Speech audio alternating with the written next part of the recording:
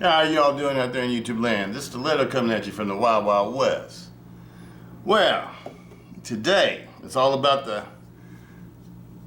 Begleiter XL. Absolutely loving this knife. I have never taken it apart though, still like it was brand new. I did put little drops of oil down into it, but that's it. And I've been carrying it off and on since I've received it. And one thing I can say about this knife, it's a solid knife. I mean, it stays perfectly, I haven't had to adjust the pivots or nothing. It stays perfectly lined up. I don't know, I might adjust the pivot after I first got it, but I haven't adjusted it, since then. If I did adjust, I can't remember right. Because I get so many knives and I adjust so many things on them. But it's an excellent knife. Oh, we got somebody joining us here today. What you doing, huh, buddy? I don't think you guys have met Batman, but this is Batman. This is my daughter's pet, her son, my grandson, my other grandchild. This is Batman. He's a beagle mix, and he's one goofy guy. He's a pug and a beagle mix. That's what it is. So he looks like a beagle with big eyes. Come over here, buddy. See if everybody can see better over here. Come here. Batman. Come here. Come here. No, Batman. Over here. See if I can get him to come on this side. I think you can see the camera better. Come up here, buddy. Come here. There you go. There you go. Can anybody see him? Yeah, it's a Batman. That's a Batman. All right. Uh-oh, here comes Juno. Uh-oh. Uh-oh. Uh-oh, Batman. Juno's here. Come here, Juju. Come around this way, sweetie. Uh-oh. That's my girl. Come around this way. I know you want to get in the video, too. Can't have Batman taking over your spot, huh? That's my girl.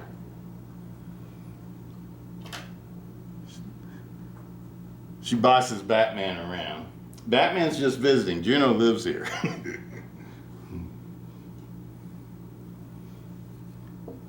All right.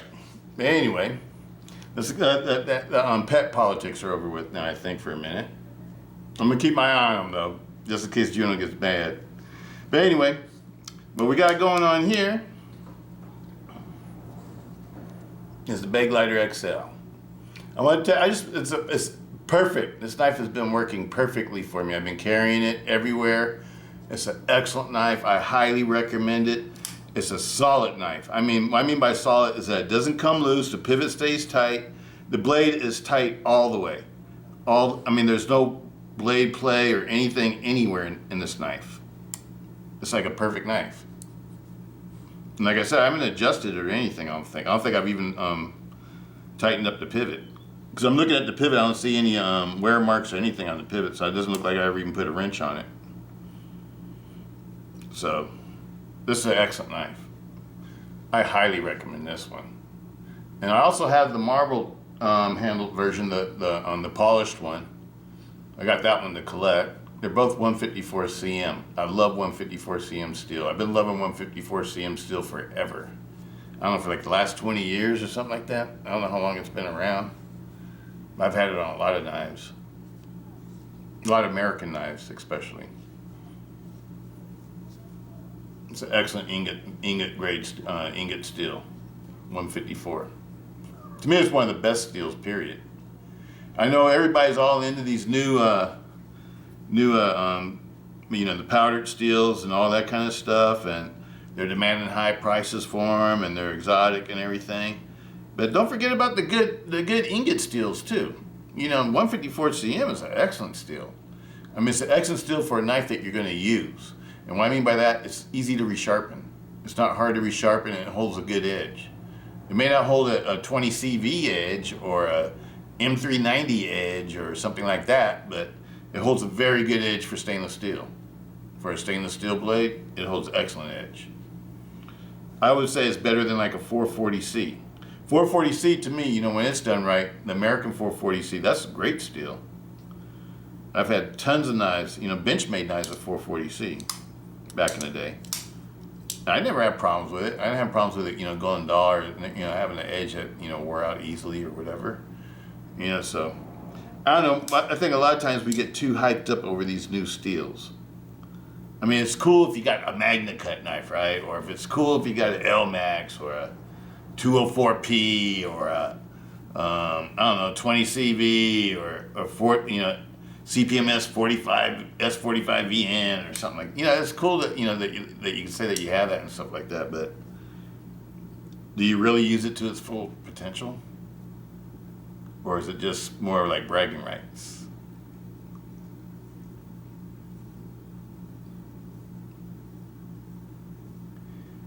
But I personally feel though, if you're spending $400 on a knife, you should get a high-end steel, because the amount of money that you're spending and what you're getting, you know, I think, you know, to have good value for that amount of money, it should come with a high value steel. If they're asking high value prices, you know, I expect high value materials. Now that argument I'm totally on the side of, but whether, you know, it's more important to have a 20 CV as opposed to 154 CM, I don't know. You know, for me, I don't use nothing that extensively where, you know, I'm going to really be able to tell the difference anyway. The difference I will be able to tell is when I go to resharpen something, and something's really hard to resharpen. That's why I don't really mind my old Oz 8 knives all that much, because they're super easy to resharpen and bring back to life and everything else like that. So they're a super easy knife to deal with. But anyway, let's get into tearing this one down. Let's take a look and see what it looks like on the inside. Hope everybody's doing good out there.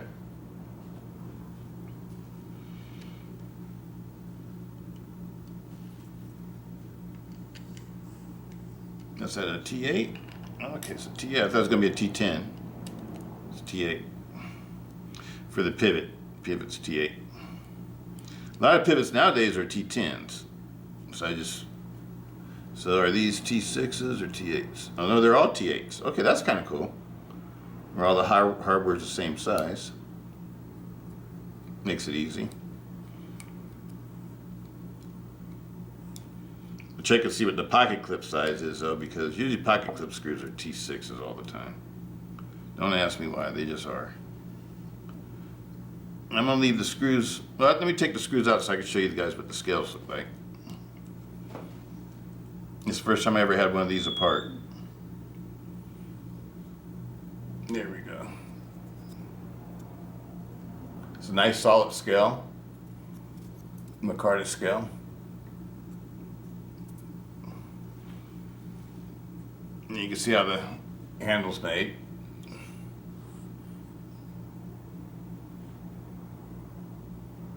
Okay. Let's go ahead and take it the rest of the way apart.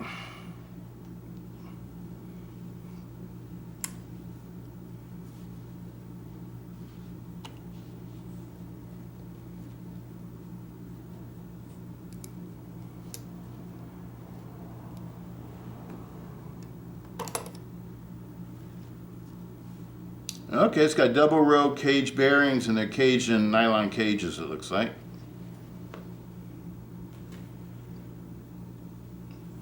It's one reason why it feels so smooth.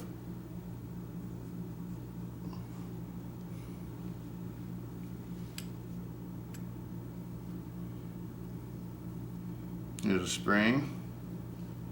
Let's see what the spring looks like. Don't want to lose that. Batman mess around and swallow it. Bearings look the same on both sides.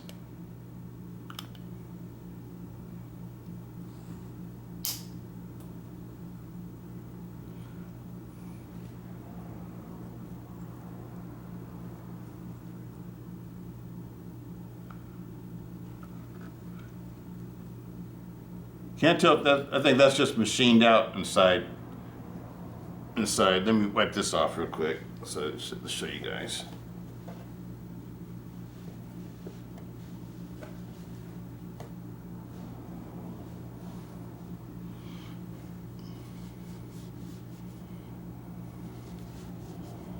Let's see what the scale looks like.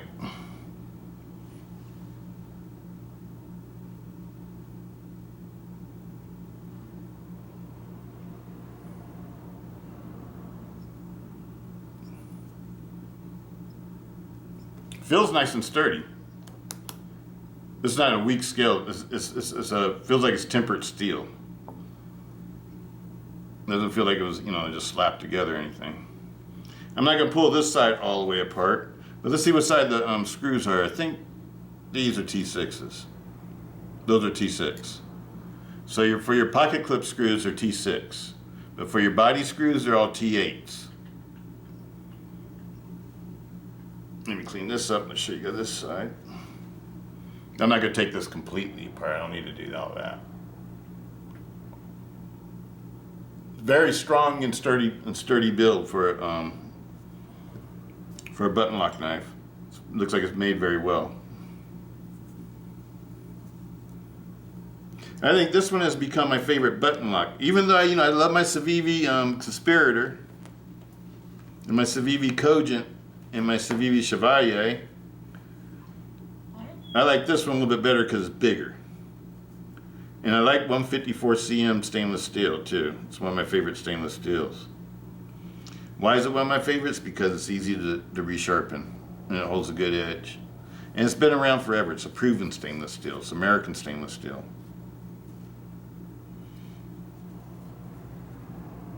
So I can feel the bearings moving in this. Looks like it has, I don't know if these, I think these are probably ceramic caged in a nylon cage. But a lot of bearings though, so and this knife runs perfectly smooth, so they're doing their job. I grease everything. Just put a light coat of grease on these. I don't put like a thick coat, just a light coat, and then put everything back together. I always want to keep the grease out of the pivot. Don't want to get any grease in the pivot. Okay.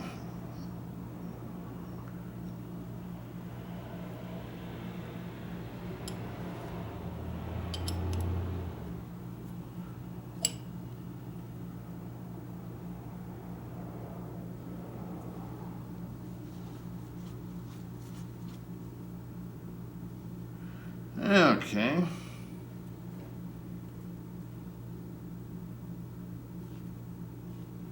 Looking for my spring. Where did I put my spring? I had it on the table. Oh, there it is. Sort of blends in with the table. I mean the cloth. It really blends in with the table. If it was table. Let's get this spring. I like to. You guys know I like to lube the springs. But this is just a little tiny spring, so I have to, instead of dipping it in there and lubing everything, I just sort of coat it with my fingers.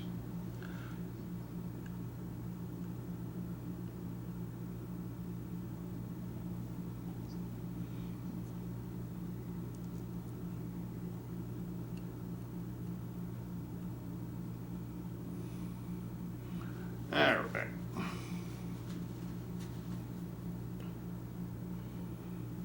Now this is the tricky part because I have to figure this out. I can't remember if it goes in first like this.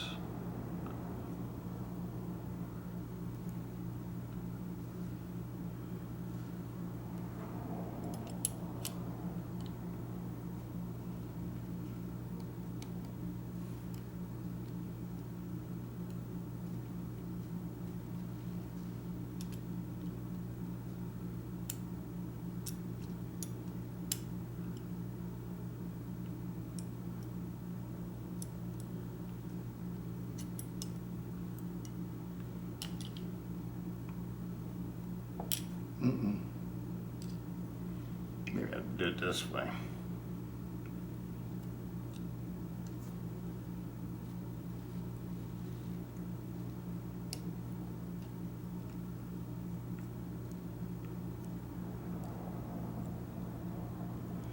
Maybe the blade has to come off and go, that goes on first. Let's see. We'll figure it out, people.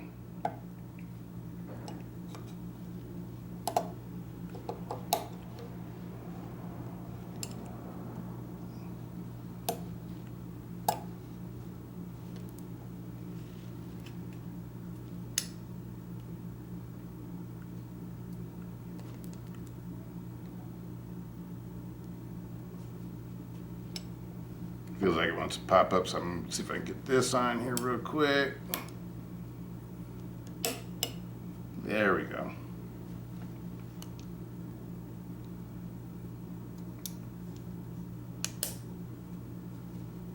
All right. All done pretty much now. Now it's just putting on the scale.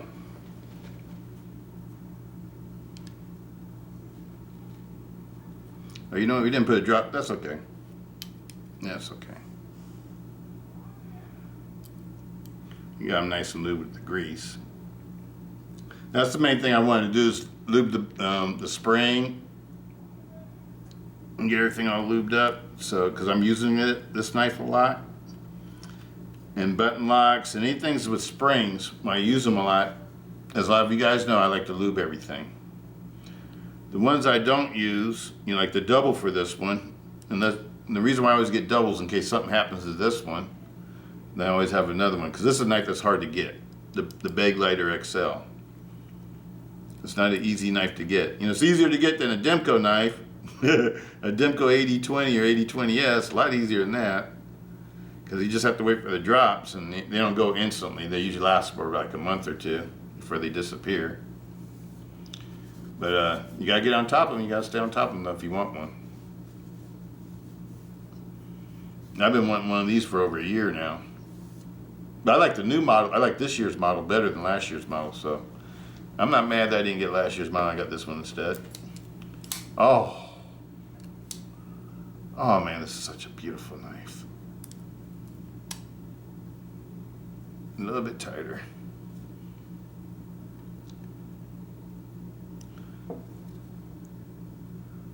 No movement there. Perfectly centered.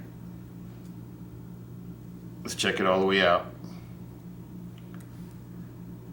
No movement. No movement.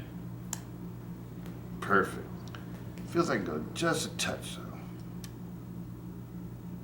Oh, you know what? I forgot to Loctite it. Let me Loctite it, people. I'm sorry. It's one of the steps I always do. This knife is super smooth. The Begleiter too, if you can manage, if you can figure out a way to get one if they're still around. There might still be a couple people that still have them. It's a White Mountain Knives exclusive, but I saw them at a couple other places this last drop. White Mountain Knives wasn't the only people that had them. I think, what was the other one? I was going to tell you the guys the other one, but I can't remember. I saw that. But the Begleiter XL, that's what this is. It's not a regular Begleiter. It's not a Begleiter 2. This is the Begleiter XL. That's the one I like. I don't like the one without the flipper, and I don't like the one that's a liner lock. This is the plunge lock one, or but you know they call it button lock.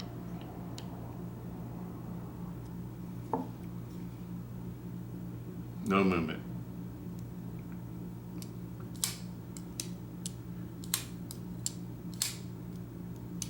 Oh man, this knife is nice. This is one nice knife.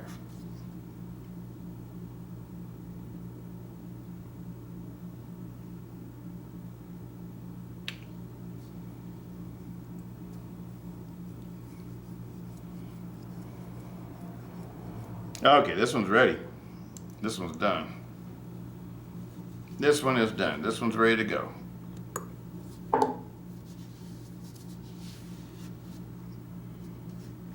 Looks like my top's leaking there a little bit.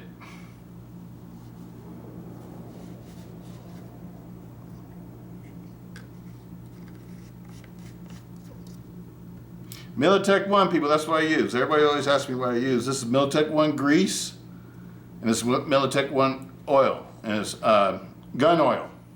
Gun oil and gun grease. But that's what I always use. You can get this stuff on eBay. eBay or Amazon. I've never gotten it from a local hardware store. I always bought it online. Now I like to get the big dispenser because it lasts forever. This will come in a big giant, like a grease gun refill tube. And I just removed it from the grease gun and put it in jars because I'm not using the grease gun. because you could also use it for automotive use too. All right, people. This one's perfect. Absolutely, highly recommend the Begleiters. I think the Begleiter has become my new favorite plunge lock.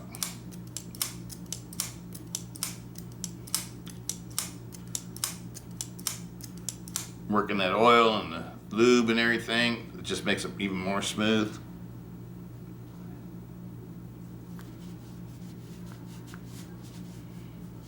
And this handle, whenever it gets some oil on it or anything like that, it turns black. And the color that this one's called is called Black Micarta with a black Stonewash 154 cm blade. The blade is 3.9 inches long, almost 4 inches long, real close to 4, just right under 4 inches.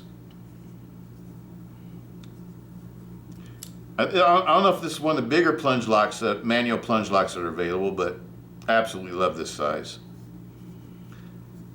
It's nice and lightweight still. It only weighs like 5.1 ounces. And it's still nice and lightweight. It's an excellent knife. I highly recommend this knife. And yes, it is made in China. It's one of the good Chinese knives. I love these, and this is a new one for me. I've had the swags, Kizer swags. I have one of those in my collection, and I carried it for a minute, but then I thought it was too small for me. It's it's made by a girl for a girl. Maybe I don't know. Whatever. Let me shut up. But I absolutely love it. It's just too small, and it's too dainty. This is more man size. I know it's not politically correct to make statements like that, but oh well, I'm an old guy, so I can, that's the way they talked in my era.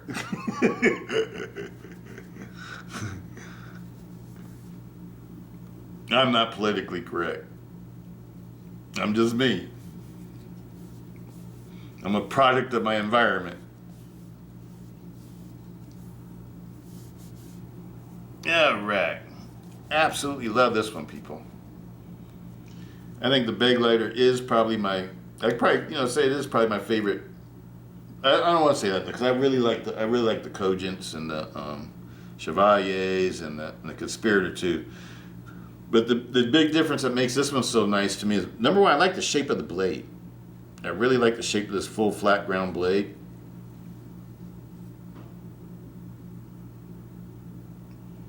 It sort of looks like a Italian stiletto blade. I don't know if you guys are familiar with a standard blade that they used to put on the old Italian stilettos back in the day. I'm talking about old Italian stilettos.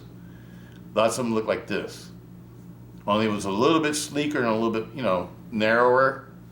But it's basically the same blade, though. It was just a full flat ground spear point blade or drop point blade. And the sizes that they came in was like 4-inch blades, 5-inch blades, and 6-inch blades. Those are like the common sizes.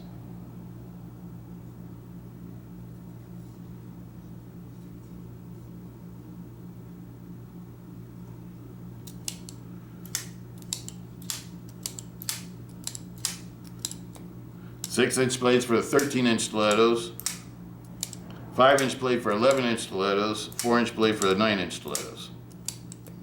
Those were the common sizes for stilettos. And they made, some 15 inches and 18 inches. They even made some that were 7 inches or whatever. But the most popular sizes were those three sizes, 9, 11, and 13.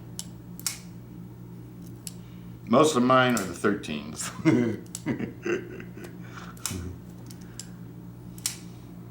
This knife is an excellent knife. Well, that's about all I got for you guys today. Hope everybody's doing good out there. What do you guys think about the steels? Because I was listening to this video that was done with the Knife Junkie on the Knife Junkie podcast channel, and he was talking to John Demko. You know John Demko. I love John Demko. He's awesome. And so that's what attracted me to it, and that's the reason why I decided to watch it. I wanted to hear what John Demko had to say. And also, John Demko contacted me, because I asked him, if he makes his own scales and stuff for the knives and stuff, and he does. He does make the scales for the knives that you guys get from Demko Customs or whatever. Those are Demko knife scales, the ones that come from Demko Customs. And he does all the CNC stuff, and he does all the anodizing and everything like that. He's like really into it, and shaping the titanium handles and all sorts of stuff. He's into it. But what you doing, Batman? Come over here, buddy. Sit. There you go. You gotta hang out with Grandpa. You gotta hang out next to Grandpa. Because Juno gonna get mad at you, buddy. She's probably already mad at you. Where's Juno at? Oh yeah, she mad. Juno, let me let you guys in on this. Juno and Batman are both my daughter's pets. But she moved down south, down to Los Angeles, and the place that she lives in, they don't allow her cats. So Juno stayed here. My daughter used to live with me. I raised my daughter, and those are her pets. And so she took Batman with her. And so Juno is like, they used to get along, but now they don't get along. But anyway, that's another story. The Batman's only here for a few days because my daughter's at Burning Man, so I'm babysitting Batman. So he gets to hang out with Grandpa. You haven't seen Grandpa in a while. Mm-hmm. That's right. You guys seen Batman in other old videos too. He used to like to get in all the videos too, like Juno. That's why he's here now. He beat Juno to the punch. But anyway, I got off track now. I'm sorry. But all I got to say is that this is a great knife. This is a great knife. And don't get all caught up in the steels and stuff, but if somebody's overcharging for something and they're using a steel that's like where they should be using a better steel for the price that they're asking, that's when I think that there's a legitimate gripe. I think that's when the gripes are legitimate. But if somebody's giving you a product for a good price, and they have like a decent steel, like this knife is under $100. It has 154 cm. I think it's a value. If this knife was made in the United States by ProTech, the other great plunge lock knife maker that everybody's aware of, here in California where I live, ProTech's a California company. If they made this knife, how much do you think it would charge for this size of knife? How much do you think ProTech would charge for this? $300? $200 to $300? At least $200 to $300. You know what I mean? So, and ProTech uses a lot of 154 cm too. 150 CPM. I think they use CPM and 154 cm. Same thing with Hogue. Hogue likes to use 154 cm on the X5 models, the ones I like a whole lot. And they like to use CPM 154 a lot too. But 154 is an awesome steel. And for this price, with these beautiful Micarta handles, you're getting a 4-inch blade, 9-inch knife. It's made extremely well. There's no wobble or wiggle or anything anywhere. It has double row ceramic bearings, cage bearings. I think it's a great deal. I think it's a great deal. And I hope that everything calms down in China. I don't want to go to war with China. China makes everything. China makes everything we use. They make all of our medical products. They make all of our underwear. China makes everything. Parts and automobile parts and all sorts of stuff. They make, oh man. They're like the United States used to be. We used to be a manufacturing country like that, but now it's China. So, if we get in a conflict with China, think about that, people. Is that what y'all really want? It's not what I want. I want China and Taiwan to get along. I want Taiwan to be able to do its own thing, but I want them both to get along. Russia doesn't produce anything really. Russia's a importer, not an exporter. The only thing they export is oil or whatever. But China makes everything. That's where all the products come from. all the high-tech stuff comes. All your cell phones and everything. You know what I mean? It's like, I don't know. But anyway, I hope the people figure out a way to get along. Different countries figure out a way to get along. Different leaders and all that kind of stuff. And you know what I mean? Because going to war is stupid. Going to war to me is kind of stupid. Half the wars, most wars to me are more about ego than anything. Sometimes they're necessary, but most of the time they're just stupid. Killing, you know, because in a war, you know, innocent people get killed. You know, so it's not something that, it's not like a video game. It's, you know, people get killed, people die. You know, that's not something that's fun. That's something that we should always try to avoid if possible. But anyway,